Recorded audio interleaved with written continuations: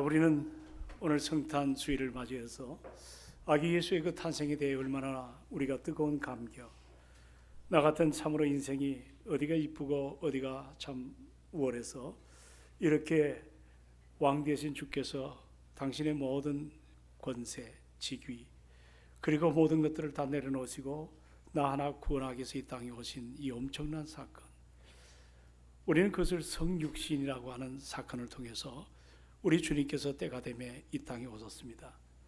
그리고 주님의 그 놀라운 사랑으로 우리가 허물과 죄로 죽었던 내가 구원을 받았어요. 은혜를 받았습니다. 우리는 그 감격을 담아 기쁘다 구주 오셨네. 우리가 참 이렇게 마음껏 찬양하지만 반대로 말하면 여러분, 아들을 보내는 그 아비의 심정 여러분 한번 헤아려 보시길 원합니다. 우리 교우 가운데 사랑하는 아들을 먼저 부모의 품에서부터 천국으로 보낸 그 가정을 바라볼 때 마지막 그 자리까지 지켜보면서 어머니는 몇 번이고 혼절하는 모습을 보았습니다. 믿기지가 않았죠. 아버지는 실어증이 걸린 사람처럼 하늘을 멍하니 쳐다보고 참 그 과정을 보면서 그 부모 안에 살았던 아름다운 아들이 이제 서로 떠나야 되는 그 여러 가지 어려운 시간들을, 그리고 그 이후에도 그 자식의 생각이 너무 깊이 나기 때문에 때로 혼란스럽고 때로 이것 때문에 고통을 받는 그런 모습을 보게 됩니다. 여러분, 우리는 기쁘다 구주 오셨네 표현하죠. 그러나 우리는 기뻐하는 일이겠지만 아버지 하나님께서 아들을 이 땅에 보내는 심정이 어떨까? 이 아들이 내려가면 반드시 죽을 것인데, 그리고 죽어도 비참하게 십자가에서 죽을 것인데, 죄와 저주를 뒤집어 쓰고 죽을 것인데, 그 아들을 보내는 하나님의 마음은 가장 슬프고 고통스러운 날이라는 것을 우리는 한번 돌아봐야 됩니다. 오늘 여러분, 크리스마스 메시지는 나를 위하여 십자가에 피 흘리시고 나에게 그리스도 예수 안에서 진정한 그 영원히 소멸되지 아니하는 하늘의 생수를 마심으로 우리에게 영생의 의미를 다시 한번 깨닫게 하는 참으로 아름다운 하나님의 선물을 우리가 누리는 그런 현장이 성탄주일 예배가 됩니다. 오늘 우리가 이 한 해를 정리하면서 그것을 깨달을 때 여러분, 오늘 모인 모든 동성애 식구 여러분, 하나님의 은혜 감사하십니까? 성령의 인도를 깊이 알고 정말 감사하십니까? 그렇다면 우리가 주님 안에서 이렇게 늘 사랑하는 그 사랑의 힘을 가지고 내가 여기까지 왔다는 것을 우리는 결코 잊어서는 안 됩니다. 오늘 우리가 함께 대하는 이 본문에 보면 성탄을 대하는 자세가 다양하게 나타납니다. 한 세 종류의 모습을 보게 되는데, 우리가 오늘 말씀을 통해 나는 과연 성탄을 대하는 자세가 어떤 자세이어야 될 것인가를 우리는 한번 고민을 해야 되지 않겠는가. 본문에 소개되는 첫 번째 자세는 헤롯에 대한 이 헤롯이 만나는 성탄의 자세를 우리는 살펴볼 필요가 있습니다. 여러분, 헤롯은 온 세상의 구세주가 유대인의 왕으로 태어났다는 소식을 동방박사로부터 들었을 때 사실 굉장한 당황스러움이 있었어요. 2절로부터 3절 읽어보면 동방박사가 헤롯궁에 찾아왔어요. 그리고 유대인의 왕으로 나신 메시아가 도대체 어디 계시냐고 물었습니다. 이 동방박사의 이 질문은 한순간 헤롯 왕뿐만 아니고 온 예루살렘에 소동을 일으킬 만큼 엄청난 파장을 일으킨 그러한 소식이었습니다. 무엇보다도 최고의 권력자로 지칭하는 헤롯 왕, 자기 나라에 또 한 왕이 등장한다는 걸 생각할 때 한 나라를 다스리는 두 왕은 그에게는 도대체 이것이 용납이 되지 않는 문제입니다. 여러분, 지금 자기 유대인이 왕인데 이곳에 또 유대인의 왕이 태어난다는 것, 여러분 누가 여기에 대해서 이 문제를 그냥 지나칠 수가 있겠습니까? 오늘 헤롯은 여러분 정통 유대 사람이 아닙니다. 에돔의 후세입니다. 그 에돔의 후세로서 로마의 권력에 편승하여 이렇게 유대의 왕이 되었습니다. 헤롯은 자기의 입지를 공고하게 하기 위해서, 입지를 완벽하게 하기 위해서 굉장한 선정을 베풀었어요. 나라에 감세 정책을 썼습니다. 백성들이 세금으로 힘들어하니까 세금을 낮추는 그런 정책을 쓰고, 자기 궁궐 안에 있는 엄청난 보화를 그것을 팔아다가 여러 가지 어려운 사람들에게 쌀을 나눠주고 하는 이런 여러 가지 탕평책에 대한 모든 백성이 살게끔 하는 그런 정책을 썼던 것 사실입니다. 그러나 그것이 과연 왕으로서 백성들을 사랑하는 그런 문제로 그렇게 했으면 얼마나 좋겠습니까? 우리가 요 근래 참 많이 회자되는 단어 하나가 뭐냐면 마구 퍼주는 그런 모습. 이것 때문에 재정이 고갈나는 이런 모습, 나중에 우리 다음 세대가 고스란히 그 문제를 끌어안는 이런 정책을 헤롯이 썼습니다. 겉으로 볼 때는 굉장히 참으로 대단한 정책 같지만 그러나 내용적으로 보면 그는 전혀 다른 성격의 소유자입니다. 우리가 그 당시에 그 헤롯의 모든 모습을 보게 되면 자기의 그 권력을 통치 기반을 유지하기 위해서 막강한 행사를 합니다. 당시 요즘 말하면 국회의원 같죠. 그런 정도의 최고위급 기관을 없애기 위해서 300여 명이나 되는 그런 법정위원들을 살해합니다. 다 죽여버립니다. 그리고 자기를 반대하는 것은 장모도 필요 없습니다. 자기 아들도 목을 따서 칼로 그렇게 죽여버리는 잔인한 왕입니다. 그리고 그는 자기의 권력을 가지고 수많은 여인들을 자기 왕비로 삼습니다. 그리고 자기 동생의 아내까지 취해서 그렇게 근친 상간도 서슴없이 그렇게 행했던 그런 질이 아주 나쁜 왕이었습니다. 오늘 이 본문에 보니까 2절에 소동했다는 단어가 나오지 않습니까? 여러분, 예루살렘이 소동하고 헤롯 왕이 소동했다. 이거는 정말 그동안 메시아를 기다렸던 사람들이 환희에 차고 뭔가 갈망하고 이제 우리가 로마의 학정에서 벗어나고 우리 이제 자유함을 가지고 살게 되었다는 그런 의미의 소동이 아니에요. 이 소동의 원어를 찾아보면 동요하다, 동요했어요. 그리고 혼란스러웠어요. 이것이 그 당시에 유대인들에게도 구약 때부터 메시아를 갈망하지 않았습니까? 그런데 동방박사가 미안합니다. 예루살렘에 들어와서 유대인의 왕으로 나시니가 어디냐 할 때 유대인들이 여기에 대해서 혼란스러운 고백을 지금 하고 있습니다. 헤롯은 전전긍긍합니다. 사회적인 불안이 점점 퍼져갑니다. 오늘 이것 때문에 예루살렘에 동요가 일어나게 된 것입니다. 그러나 여러분, 헤롯은 정치적인 구단이에요. 아주 수완이 좋은 사람이에요. 동방박사를 다시 조용히 불러서 그 예수가 어디서 나느냐, 그 시점을 이제 알려주면서 너가 거기 가서 예수를 찾거든 그에게 경배하라. 그리고 나도 너가 다시 왕궁으로 돌아와서 얘기하면 나도 찾아가서 경배를 하겠다고 그렇게 표현합니다. 그러나 여러분, 이것은 하나의 입 빨린 소리 아니겠어요? 우리가 오늘 2장 16절에 보면 자, 헤롯이 아마 동방박사를 기다린 것 같아요. 근데 소식이 강감무소식입니다. 그래서 16절에 읽어보면 헤롯이 박사들에게 속았다는 것을 알게 됩니다. 자기에게 당연히 와야 될 이 동방박사가 오지 않으니까 심히 노했다는 표현을 합니다. 그리고 사람을 보냅니다. 베들레헴과 그 모든 지경 안에 있는 산의 아이들을 박사들에게 자세히 알아본 그때를 하나의 기준, 표준을 삼고 2살부터 그 아래로 모든 남자아이를 다 죽입니다. 헤롯 왕은 겉으로는 나도 아기 예수께 가서 경배하겠다고 말하면서도 속으로는 칼을 갈고 있습니다. 겉으로는 아기 예수를 탄생을 축하했지만 오히려 자기 기득권을 유지하기 위해서 그 예수를 죽이려고 하는, 오늘 사랑하는 여러분, 이것이 첫 번째 크리스마스의 비정한 한 나라의 왕의 모습이었어요.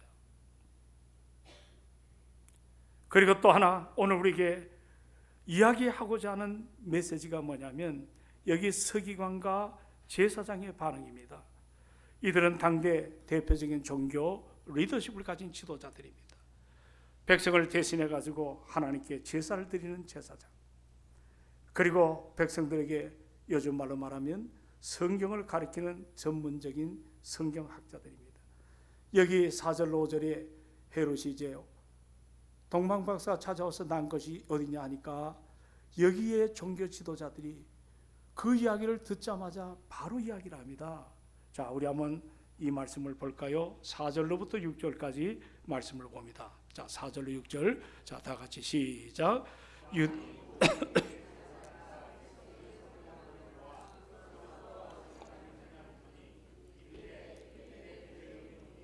이는 선자로 이렇게 기록된 바, 또 유대 땅 베들레헴아 너는 유대 고을 중에 가장 작지 아니하도다.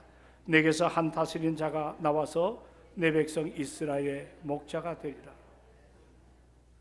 저들은 지금 아기 예수, 우리의 구원자로 오신 만왕의 왕인 바로 그 주님이 이 땅에 올 때 지명을 소개합니다. 자, 어디서 태어나신다고요? 베들레헴에서 태어난다는 거예요. 얼마나 정확합니까? 그러나 문제는 이것을 알면서 자랑스럽게 얘기한 것까지는 좋았지만 정작 그렇다면, 그 예수님 탄생하셨다면 자기들이 먼저 가가지고 경배하고 찬양을 해야 되지 않겠습니까? 그러나 훗날에 보십시오. 이들은 가지도 않았습니다. 오히려 예수님이 이 땅에 왕으로 오셨지만 그 예수님을 십자가에 달아 죽인 장본인들이 바로 종교적인 지도자들입니다. 성경을 가장 잘 안다고 하면서 그것을 순종하지 않은 채 오히려 예수를 반대합니다. 그리고 만왕의 왕 되신 우리 주님을 십자가에 매달아 죽인 이러한 장본인이 첫 번째 크리스마스 탄생에 오늘 소개되는 종교 지도자들입니다. 우리는 이 말씀을 묵상할 때 사랑하는 여러분, 아는 것과 믿는 것, 다시 바꿔 말하면 지식이라는 것과 신앙은 전혀 달라요. 종교인들은 하나님을 만날 수가 없습니다. 허수아비처럼 무관심했던 오늘 저들의 모습을 생각해 보십시오. 여러분, 저는 그렇게 생각해 봐요. 우리 신앙생활에 가장 고통스러운 게 뭘까? 성탄절인데 성탄의 의미를 모르는 거예요. 관심이 없는 거예요. 그냥 사느라고, 내 관심에 몰입하느라고, 내 인생의 가장 최대의 그 그리스도 예수께서 나를 구원하러 이 땅에 오셨는데 이것을 우리가 생각하지 않습니다. 갈망하지 않습니다. 오늘 신앙인의 가장 최대의 적은 관심이 없는 무관심의 삶이에요. 여러분 생각해 보세요. 하나님께서 오늘 사람이 되어 이 땅에 오셨고 나를 위해서 죽으셨고 나를 위해 십자가에 달리셨고 그 길을 우리의 구원의 역사 열매를 이끄시기 위하여 엄청난 자기 희생을 한, 그래서 우리는 고백하지 않습니까? 온 땅에 미칠 가장 커다란 기쁨의 좋은 소식 아니겠습니까? 나를 위해서 피를 흘리신 거예요. 나를 위해서 죄 없는 그분이 죽으신 거예요. 그런데도 여기에 대하여 이 성탄 아무런 느낌, 아무런 갈망, 이것이 우리 안에 일어나지 않는다면 여러분도 저도 그런 문제 앞에 뭔가 영적인 점검을 우리가 한번 잘 해봐야 됩니다. 오늘 묻습니다. 여러분, 예수님 만나기를 얼마나 갈망해 오고 계십니까? 목마른 사슴이 시냇물을 찾듯 갈급한 심정을 가지고 주님을 찾아보셨습니까? 저는 이번 성탄 우리가 어떤 자세로 준비하고 있는가에 대한 관심을 많이 갖고 있는 목사 중에 한 사람입니다. 열망은 우리에게 희망을 줍니다. 그 열망하는 그 모습을 따라가 보면 거기에 반드시 여러분이 가진 희망이 주 안에서 아름답게 일어날 줄로 확신합니다. 우리 신앙인들에게 무엇보다도 하나님을 향한 열정, 열망, 집중, 갈망이 필요합니다. 하나님을 만나고 싶은 그런 갈망이 필요합니다.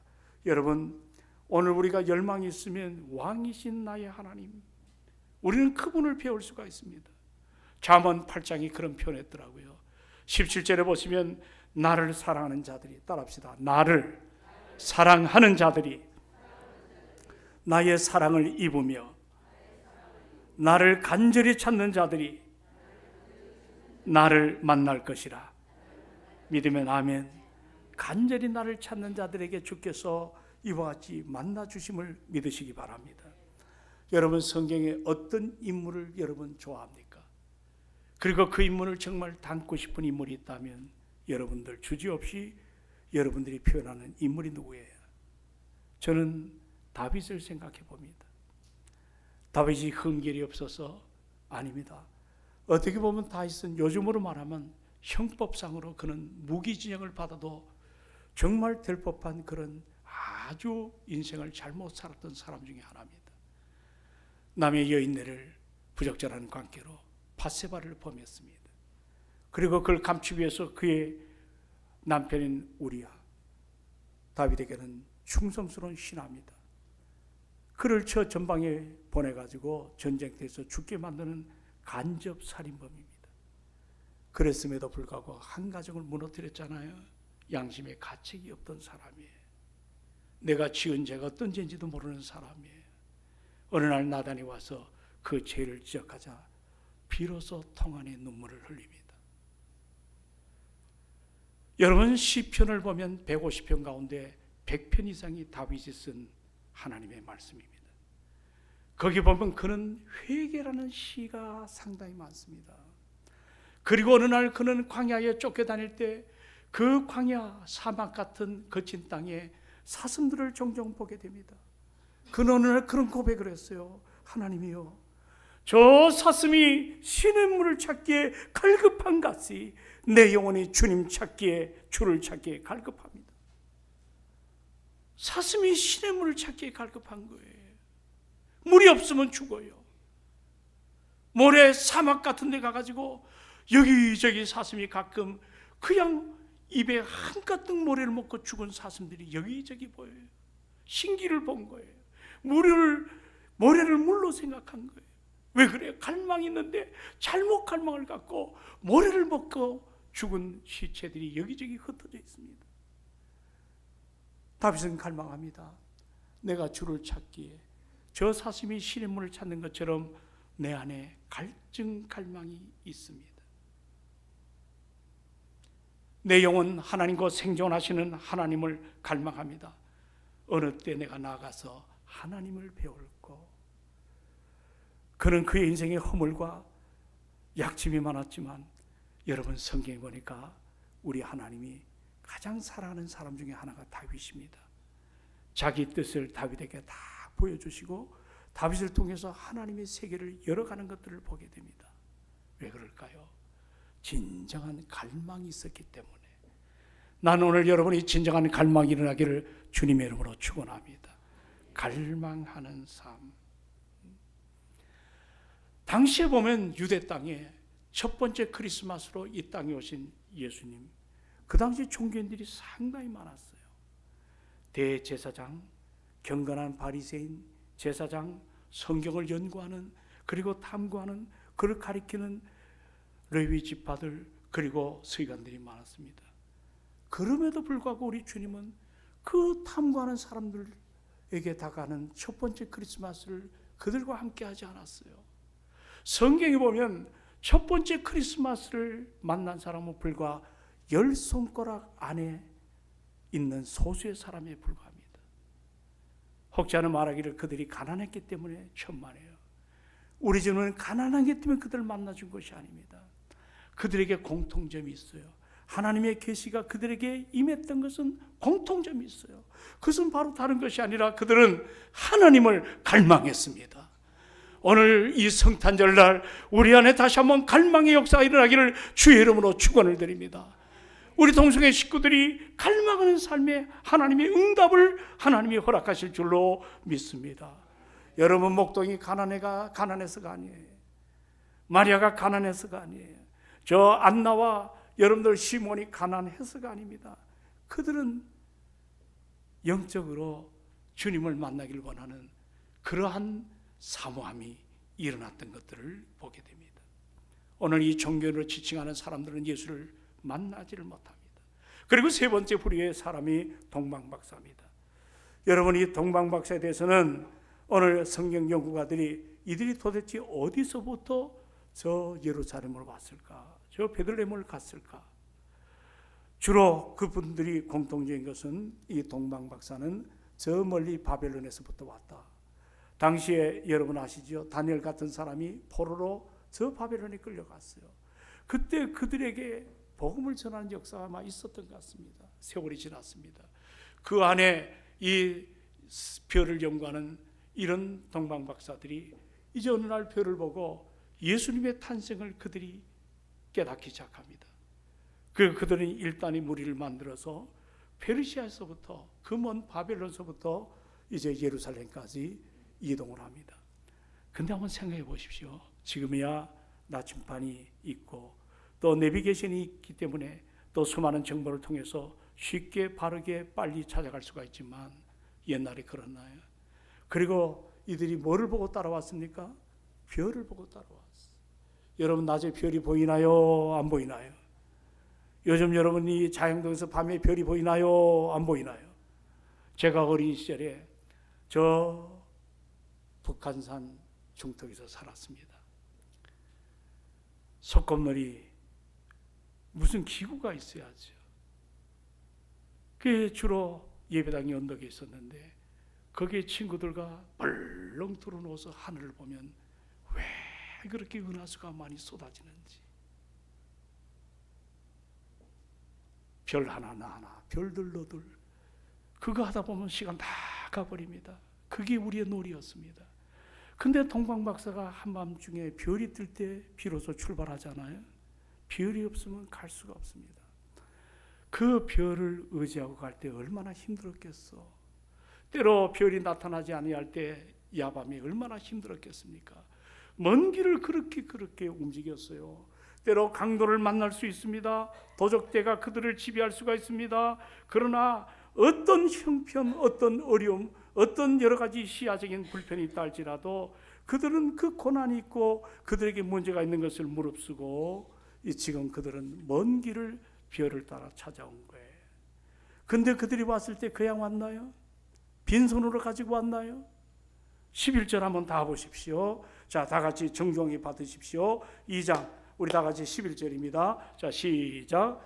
집에 들어가 아기와 그의 어머니 마리아가 함께 있는 것을 보고 엎드려 아기께 경배하고 보배압을 열어 황금과 유향과 몰약을 자 무엇으로 드리니라? 예물로 따라합시다. 예물로 드리니라. 오늘 저는 이 하나의 황금, 유향, 몰약을 해석할 생각은 없습니다. 한마디로 이것은 공통적인 것은 매우 귀하다는 겁니다. 그리고 매우 가치가 있는 값진 그런 예물이었습니다. 그리고 이 예물은 우리에게 상징하는 바가 있어요. 동방박사가 그 먼 길마다 하지 않고 올 때 황금, 유향, 몰약을 이제 가지고 이와 같이 예수님 탄생까지 온 것을 보면 바로 우리 예수님이 그 예물을 통해 우주 만물의 통치자라는 사실을 보여주는 것입니다. 왕의 왕되심을 보여주시는 것입니다. 그냥 우연적인 예물이 없습니다. 여러분, 우리 예수님이 이 땅에 오실 때 그분은 만왕의 왕이에요. 만주의 주가 되십니다. 우주의 주인이 되심을 믿으시기 바랍니다. 그분이 이 땅에 오실 때 세 가지를 통치하셨어요. 하나는 여러분 사형리에 다 나오는 겁니다. 하나는 자연계를 통치하십니다. 자, 뭐를 통치하신다고요? 자연계입니다. 어느 날 예수님이 제자들과 함께 길을 가다가 배를 탔어요. 아주 평온한 배였습니다. 우리 일행도 갈릴리의 호수에 배를 한번 대고 나간 적이 갈릴리 바다를 간 적이 있습니다. 그런데 그렇게 고요한 그 바다가 갑자기 풍랑이 일었습니다. 엄청난 풍랑입니다. 어쩔 수가 없습니다. 제자들이 노련한 어부였지만 그 자연재해를 감당할 길이 없습니다. 예수님은 피곤하셔서 고물에 머리를 대고 주무십니다. 예수를 깨웁니다. 주님이 일어나셨습니다. 그리고 저 자연을 향하여 꾸짖습니다. 바람과 바다를 잔잔하게 하십니다. 우리 주님은 자연을 통치하시는 분이십니다. 어찌 그뿐입니까? 영적인 세계를 통치하는 분이에요. 따라합시다. 영적인 세계. 우리 주님이 사복음서에 보면 귀신이 그렇게 많아요. 요즘도 얼마나 보이지 않는 귀신들이 많은지 모릅니다. 그런데 주님이 어느 날 거라사 지방에 한 사람에게 군대 귀신 6천 명이 넘는 귀신떼가 붙어 있어요. 그에게 가가지고 그들을 돼지떼에다가 전부 집어넣고 바다에 몰살시키는 장면. 영적인 권세를 가진 분이 우리 예수 그리스도십니다. 그리고 그뿐만 아닙니다. 영원한 세계를 통치하는 분입니다. 여러분, 이 땅에 우리가 죽으면 끝이 아닙니다. 지옥과 천당의 갈림길이 있습니다. 그 모든 것들을 주고 나는 영원한 세계의 통치자입니다. 이 예물은 황금, 유향, 몰약은 바로 예수 그리스도가 존귀한 임금이요, 그분이 우리의 희생을 위하여 십자가에 달리시고 그분의 향기가 온 땅에 펼쳐갈 것들을 우리에게 그 예물 하나로 우리에게 보여주시는 것입니다. 그리고 그들은 이제 그 별이 어느 집에 머물렀어요. 그 집에 들어갔습니다. 마리아도 있었고 아기도 있었지만 천주교가 말하는 마리아 숭배를 하지 않습니다. 아기 예수께만 경배하는 것을 믿으시기 바랍니다. 아기 예수께 경배했다. 근데 경배할 때 어떻게 경배했습니까? 크게 매우 기뻐하고 기뻐했다. 따라합시다. 크게 매우 기뻐하고 기뻐했다. 여러분, 성탄은 좀 이런 축제가 일어나기를 주의 이름으로 축원합니다. 좀 교회 안에 기쁨이 일어나기를 원합니다. 오늘 안내하는 여성도가 그렇게 기뻐해. 그렇게 기뻐해. 오늘 교회는 기쁨의 현장임을 믿으시기 바랍니다. 우리가 기뻐해야 됩니다. 크게. 그리고 또 하나가 예배드리는 가운데 그들은 순종했습니다. 헤롯은 내게로 꼭 오라 그랬습니다. 그러나 꿈속에서 주님께서 헤롯으로 가는 길을 가지 말고 다른 길로 가라. 그대로 순종하며 그들은 다른 길로 가지 않습니까? 오늘 예배의 백미입니다. 여러분, 말씀이 동의 안 되는 부분이 많을 겁니다. 그러나 그 말씀에 순종하시기를 바랍니다. 그럴 때 여러분 인생에 시편 119편 105절에 주의 말씀은 내 발의 등이 되시고 내 가는 길에 빛이 되심을 믿습니다. 우리가 그런 은혜 앞에 좌표를 설정하고 말씀을 갈망하며 순종하기를 원하는 그런 믿음의 행보가 우리 안에 가득 일어나기를 주의 이름으로 축원을 드립니다. 여러분 따라합시다. 예수 만나면, 누구 만나면 내 인생이 바뀌어질 줄로 확신합니다. 할렐루야. 아기 예수를 영접한 것은 이제 나의 신분이 바뀌었다는 거예요. 마귀의 자녀에서 그 예수 그리스도의 자녀로 내가 이제 사단에 속했던 내 신분이 이제는 예수 그리스도의 왕 같은 자녀로 내 신분이 바뀌어졌습니다. 그리고 그 다음에 아름다운 건 뭐냐면 임마누엘 하나님, 내 안에 주님이 함께 하십니다. 생수의 강이 내 심령 안에 가득 흐르는 것을 경험합니다. 여러분, 생명이 있는 것은 결코 초라하지가 않아요. 저 겨울철에 우리 담장에 그 봄철에 그렇게 퍽퍽 터뜨리면서 여러분들 홍동화가 피지요. 또 벚꽃이 여기 무궁화. 예? 지금 보면 앙상한 가지밖에 남아있지 않지 않습니까? 그러나 우리는 그 앙상한 가지를 베지 않습니다. 너 죽었다고 잘라내지 않습니다. 왜 그럴까요? 우린 초라하게 여기지 않습니다. 왜 그럴까요? 그 가지 안에 뭐가 담겨있기 때문에? 생명. 따라합시다. 생명. 그 생명이 있기 때문에 봄이 되면 거기에서 새싹이 돋습니다. 울창한 숲을 만들기 때문입니다. 여러분, 겨울에 하얀 눈이 덮인 보리밭을 보십시오. 요즘 저는 한동안 보리를 못 봤는데 요즘에 나가보면 보리를 이제 이것이 여러 가지 우리 몸에 좋다니까 이제 보리를 많이 심는 것들을 보게 됩니다. 그 보리밭이 눈에 덮일 때 다 죽은 것 같잖아요. 우리는 탄식하지 않아요. 베지 않습니다. 눈이 거치고 봄이 되면 거기서부터 파릇파릇한 움이 돋는 것을 보기 때문입니다. 우리 인간도 마찬가지예요. 내가 오늘 하늘을 바라볼 때 남들 앞에 내세울 것도 없고 어깨를 움츠리고 살아가는 내가 그런 인생이라 할지라도 저 돈 많은 사람처럼 하고 싶은 거 못하고 또 내가 여러 가지로 부족한 인생이라 할지라도 내 명함 석자 새겨놓을 만한 경력도 없고 명함을 만들 만한 인생이 아니다 할지라도, 내 건강 자랑할 만한 그런 모습이 없다 할지라도, 여러분, 우리가 결코 가치 없는 존재가 아닌 우리는 하나님의 생명을 가진 하나님의 사람들입니다. 내가 남들 앞에 유창한 기도 한마디 못한다 할지라도, 아름다운 목소리로 이처럼 찬양하지 못한다 할지라도, 그래도 우리가 남들 앞에 기죽지 아니하는 것은 우리 안에 예수 그리스도의 생명이 있기 때문임을 믿으시기 바랍니다. 어느 날 바울은 고백했어요. 고린도후서 4장에 말합니다. 우리가 이 보배를 질그릇에 가졌습니다. 힘이 능력이 큰 것은 하나님께 있고 우리에게 있지 아니함을 알게 하려 함입니다. 때로 내가 사방에 우겨 쌓임을 당한다 할지라도 쌓이지 아니하며, 답답한 일을 당하여도 낙심하지 아니하며, 내가 박해를 당한다 할지라도 나는 버림받지 않습니다.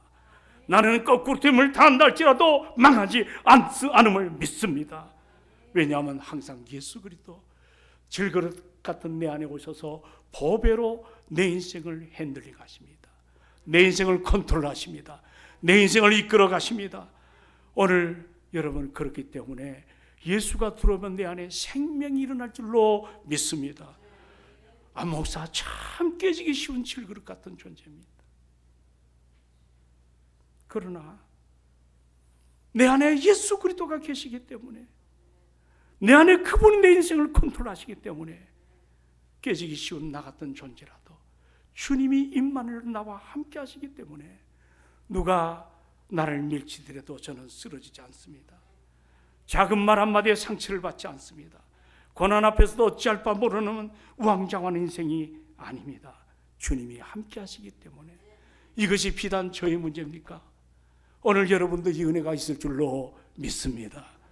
이 사랑이 여러분에게 생수처럼 흘러넘칠 줄로 믿습니다. 어느 내 삶 속에 무언가가 조금 사라졌다 할지라도 낙심하지 마세요. 조금 잃었다고 해가지고 풀 죽지 마세요. 우리에게는 이 세상 어떤 그 무엇으로도 바꿀 수 없는 존귀하신 예수 그리스도, 그 하나님의 생명이 내 속에 담겨 있음을 믿으시기 바랍니다. 성탄은 그거예요. 그 은혜를 깨달은 자가 헌신합니다. 예물을 올려드립니다. 감사할 수가 있습니다. 그리고 자원하는 아름다움이 우리 안에 일어날 줄로 믿습니다. 그리고 오늘같이 탄핵 전국으로 너무 혼란스럽습니다. 정말 왜 이 나라가 이렇게 됐을까? 탄식이 납니다. 그러나 마냥 그것 때문에 우리가 이 사람 저 사람 얘기해도 답이 없는 거예요. 우리는 오늘 이 성탄의 계절에 여러분, 도울 힘이 없는 방백을 의지하지 마십시오. 오직 예수 그리스도를 주목하시기를 바랍니다. 저 영광의 보좌를 내려놓으시고 이 땅에 오신 그 예수님, 나와 함께 하시는 에베네셀로 이 안에 도와주셨어요. 임마누엘로 내 속에 역사하시고 여호와 이레로 앞으로 미래를 이끌어 가실 주님이십니다. 우리 동성교 성도들이 정신을 똑바로 차리고 이 성탄절에 예수 그리스도 그분만을 높이며 찬양하며 감사하는 모습이 일어나기를 주의 이름으로 축원합니다. 축원합니다. 축원합니다. 그 능력 갖고 이 어려움을 믿음으로 감당하는 우리가 되기를 소망합니다. 은혜가 충만하신 아버지 하나님, 오늘 성탄주의를 맞습니다. 최고의 권력자인 헤롯도 가식적인 사람이었습니다.